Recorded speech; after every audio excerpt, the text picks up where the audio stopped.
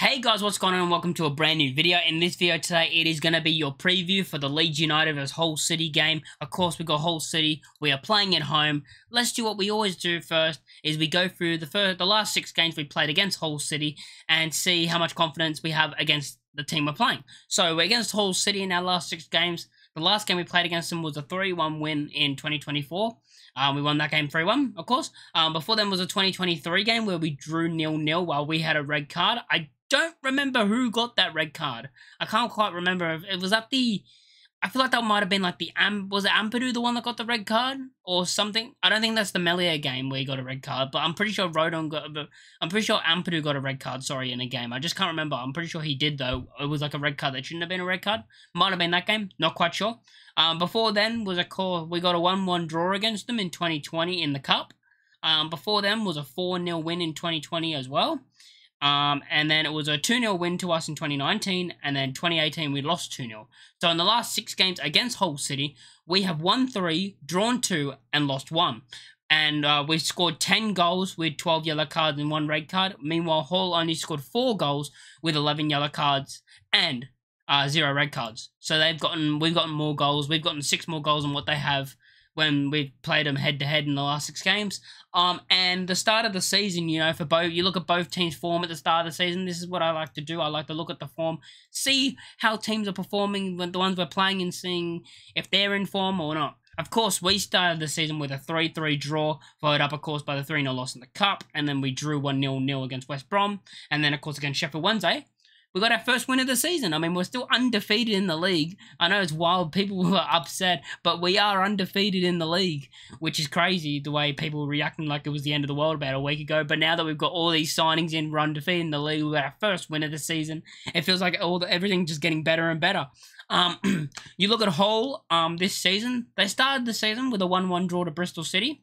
They then lost in the Cup, just like us, to Sheffield Wednesday, which they lost 2-1 to. After that, they went back to the league where they drew 1-1 to Plymouth. And then after that, they drew 0-0 to Millwall. So they have drawn all 3 games in the league, basically. So they're undefeated like us, but they have drawn every single game.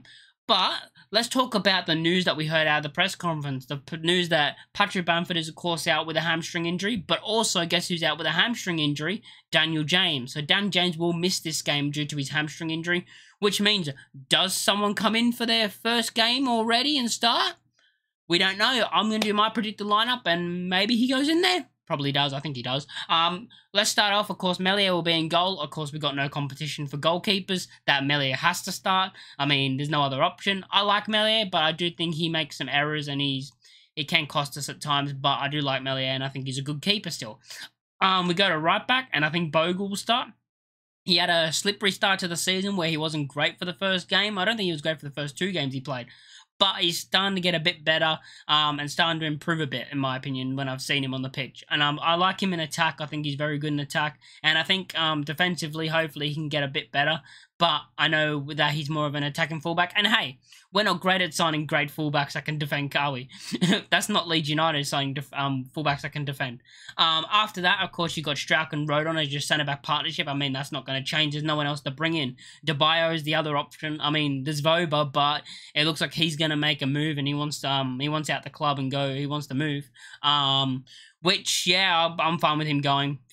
I'm fine with Voba going. Just go. DeBio's fine as a backup behind them. Yeah, so left back, of course, is going to be Junior Firpo. I think he'll start at left back, of course.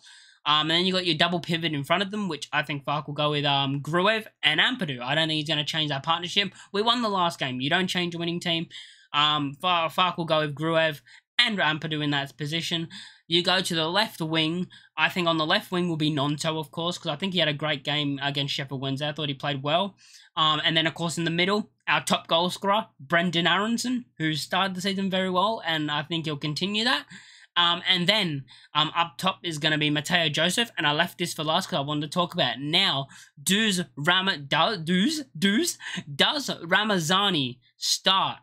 Boys, I want to know, does Ramazani start on the right wing since Dan James is out with that hamstring injury? Or does Fark go with Pirro in the 10 and then move Nonto to the right and then move Aronson to the left? Because I could see him doing that. Now, I know we all probably would rather Ramazani start and just, you know, starting a winger there instead of moving parts around, also having Pirro in the team, in the starting 11.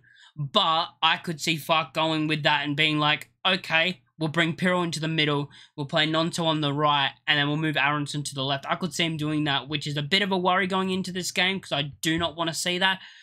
But it's something that Fark could actually do. Now, let me know in the comment section down below if that's what you think he will do, not what you want, because everyone knows what we want. We don't want Pirro in the starting 11.